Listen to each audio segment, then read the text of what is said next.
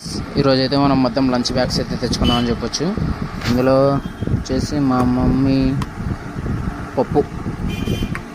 రసం పప్పు అయితే ఉంది భయ్య. అందులో స్నాక్స్ తెచ్చుకోవడానికి అయితే మనకు బయటకు వెళ్ళడానికి అయితే ఎవరు లేరు. సో వచ్చేసి ఈరోజు పప్పు అన్నంతోనే కానిచ్చేస్తున్నాయి. మా మమ్మీ పంపించిన ఈ పప్పు అన్నాన్ని కలుపుకొని అలా స్పూన్తో ఒక నోట్లో పెట్టుకుంటే మాత్రం లిటరల్లీ టేస్ట్ అయితే అదిరిపోయింది భయ్య. ఇందులో స్నాక్స్ ఉంటే మాత్రం అదిరిపోవు. కాకపోతే మనకు బయటికి పోవడానికి లేదు కాబట్టి పప్పు అన్నంతోనే సరిపెట్టేస్తున్నా. టేస్ట్ అయితే అదిరిపోయింది.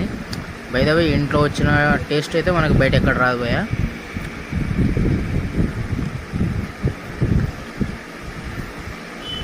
సూపర్ ఉంది.